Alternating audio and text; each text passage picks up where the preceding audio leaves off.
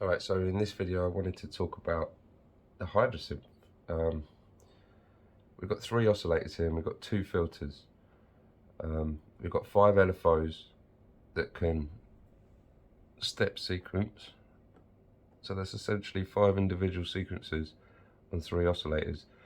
So if you think about it, the Hydrasynth could be used for 3 individual synths, each doing their own thing, as opposed to using all the oscillators like you traditionally would to make one big sound. I think this is quite interesting. So if we start from the beginning, let's turn it up a bit.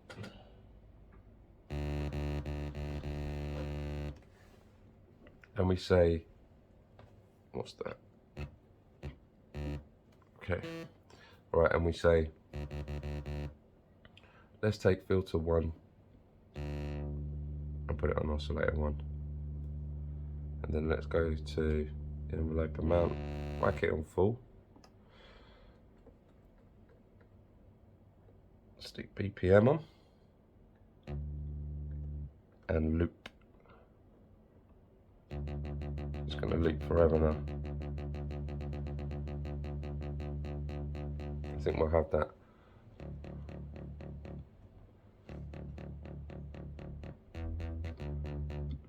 Next, we'll go into the mixer and we turn up the second oscillator. But the second oscillator we don't want to run through the filter. And also we want the second oscillator to be up an octave so that we don't have 2 bass lines. The next thing I would do is get an LFO and put it to oscillator 2's pitch. So now we're going to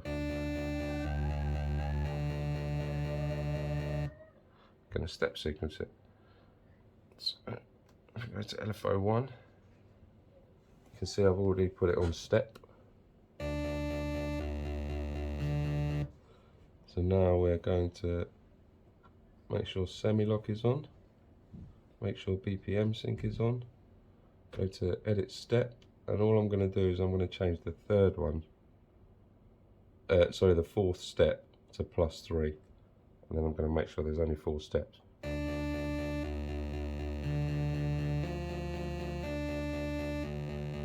Next thing I'm going to do is smooth it a little bit.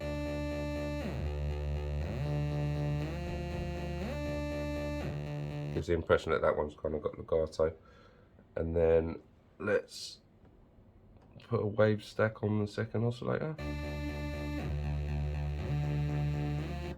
Go into voice, put random phase on.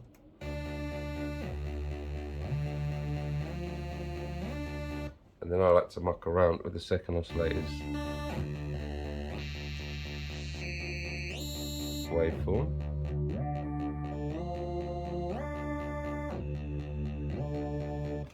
Let's put a bit of drive on the filter so that the bass sound is heard a bit more.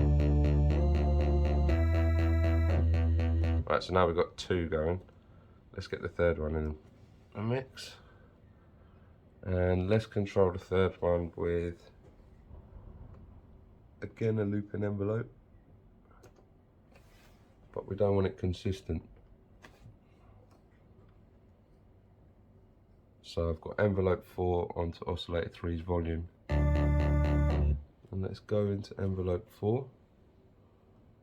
Make sure BPM sync is on. Or actually no, off is fine for this scenario. But we do want loop on. And then we need to go into oscillator 3 and whack the pitch up to say 24. So that should be higher than the second oscillator. Or 36 will do for now. Also, we need to go into the filter and we need to make sure that oscillator 3, sorry, the mixer, and make sure that oscillator 3 is also not going to filter 1. Go into the filter, and now's a good time to make sure that they're parallel as well, so that they're both playing at the same time. It's not one going through another.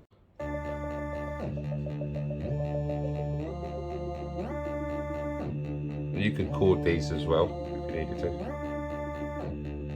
So instead of 24, we could get 27. Just keeps it interesting. and then we'll go to our envelope 3, sorry.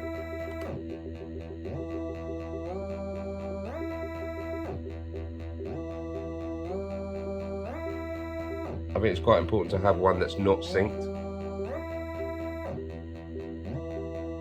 Just kind of helps the sequence. So let's try and refine this a little bit now.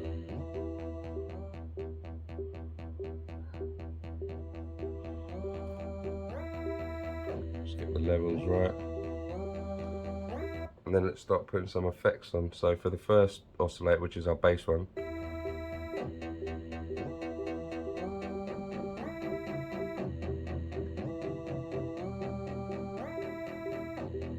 a nice tone there now.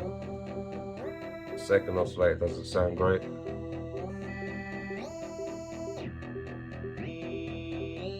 Let's go to, I think it was LFO 2 or 1. 1.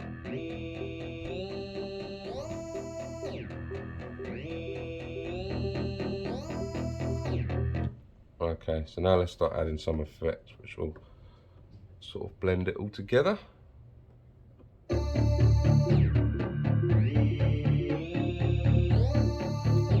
If you go into the mod matrix, you'll be able to see there's actually not a lot set.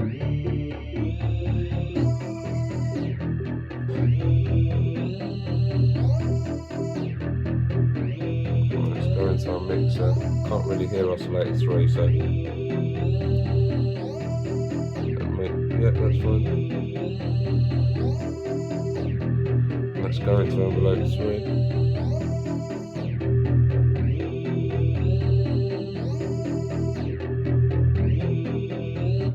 We need to kind of do something to oscillator 3 to bring it out a bit. Taking it from a side was definitely the one. Okay, cool. And then we'll go back to the mixer. We can pull the volume down now because it's quite loud. Now, envelope we can hear very well. Go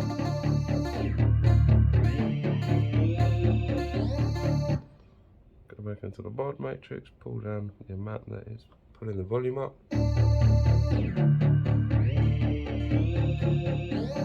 And I think in this scenario it'd be nice if it was synced. So we'll sync it.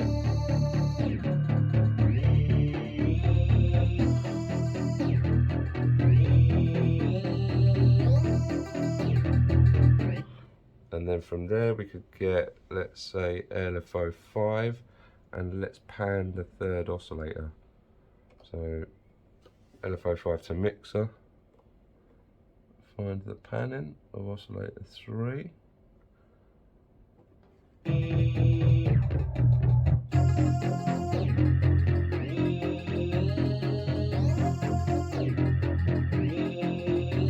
And then I suppose we can chuck a warm mode and a few things. We could even use unison. We thought it needed it.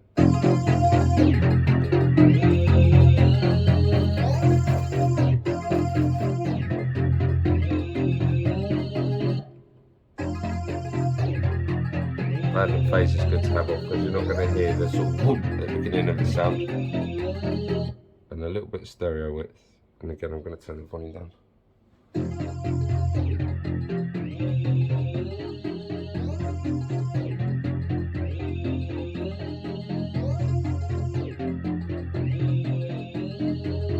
Now this could be synced perfectly as well. Got it at 60 BPM, but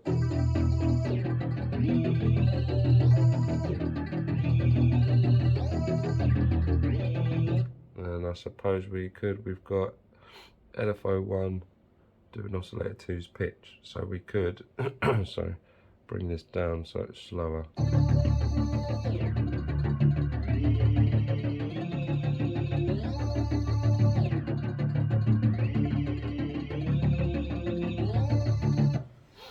But you see, that creates a lot of movement, and then when you think about things like that rather than think about it as one patch, I think it opens up quite a bit on the Hydrasynth. There's not really other synths that I can kind of do this stuff.